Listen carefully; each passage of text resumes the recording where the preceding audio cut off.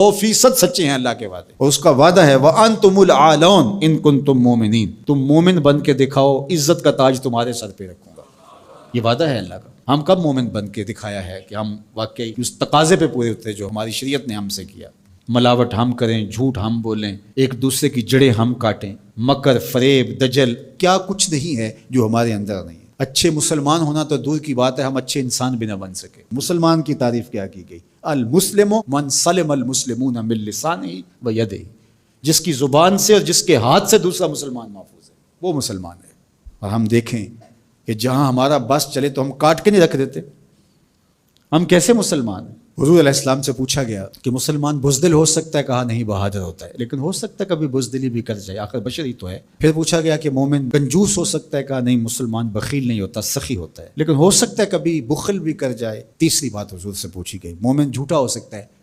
حضور فرمایا جھوٹا نہیں ہو سکتا۔ یہ طے شدہ بات ہے، یہ پکی اور دو ٹوک اور سیدھی بات ہے کہ مومن ہو جھوٹا ہو یہ نہیں ہو سکتا۔ اب ذرا میں اور آپ اپنے اندر اتر کے دیکھیں، آج بہانے بنائیں۔ تاجر کہتا ہے جھوٹ نہ بولے تو سودا ہی نہیں بکتا، یہ جاپان بیچ رہا ہے بغیر جھوٹ کے، تم کیوں نہیں بیچ سکتے؟ تم نے خیانت کی ہے، تم نے مال 2 نمبر بنایا، اس لیے تمہیں جھوٹ بولنا پڑ رہا ہے، تم نے بنیاد ہی اچھی نہیں رکھی، پوری دنیا کے سودے سچ بول کے بک رہے ہیں، تمہیں جھوٹ کیوں بولنا پڑتا ہے؟ تو جو جہاں بیٹھا ہے وہ لوٹنے بیٹھا ہے۔ جب میں کہتا ہوں الہی میرا احوال دیکھ، حکم ہوتا ہے اپنا نامہ اعمال دیکھ۔ اگر کافر آج دنیاوی شان و شوکت حاصل کر گئے تو دیکھو کہ انہوں نے محنت کی، اور تم جب ہاتھ پہ ہاتھ دھر کے بیٹھ جاؤ گے تو پھر اللہ کا ضابطہ یہ نہیں ہے کہ وہ محنت کرنے والوں کو محروم رکھے اور نکموں کو نواز دے۔ تنے مردہ سے بیزار ہے حق، تنے مردہ سے بیزار ہے حق، خدائے زندہ زندوں کا خدا ہے۔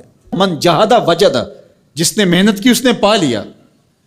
چونٹی بھی دانہ اٹھاتی ہے، ہمت نہیں ہارتی تو بالآخر اپنی منزل تک لے جاتی ہے نا۔ چونٹی بھی ہو ذات کی تو اس کو بھی نتیجہ خیزی تک رب پہنچاتا ہے۔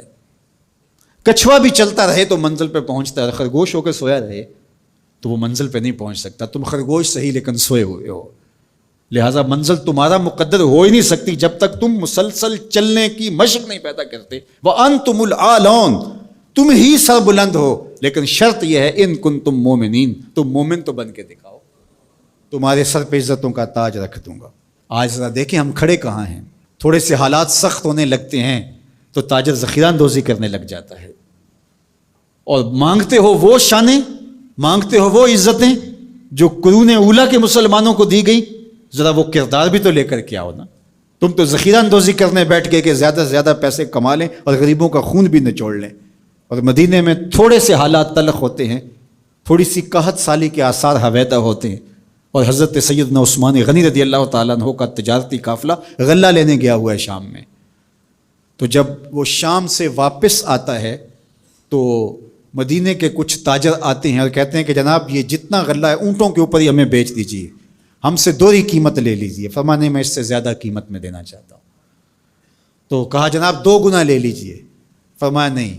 تو کہا کہ اتنی قیمت ہم آپ کو دے رہے ہیں تو آپ نہیں دے رہے، کہا کہ میرے پاس ایک ایسا تاجر ہے جو 10 گنا قیمت دے گا۔ کہا وہ کون سا تاجر ہے؟ کہا وہ میرا اللہ ہے، اور بلا کر کے خادموں سے کہا کہ سارا غریبوں میں بانٹ دو۔ یہ تاجر تھے عثمان غنی، آج بھی عثمان غنی ہے۔ میں آپ کو بتاؤں مدینہ المنورہ کے بینک میں حضرت عثمان غنی کا آج بھی اکاؤنٹ کھلا ہوا ہے، 1450 سال بیت گئے، ان کا اکاؤنٹ آج بھی چل رہا ہے۔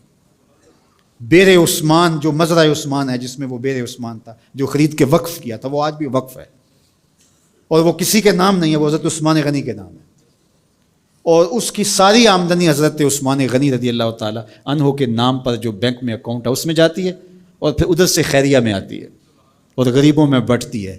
ایسا غنی آج بھی اس کی سخاوت جاری ہے۔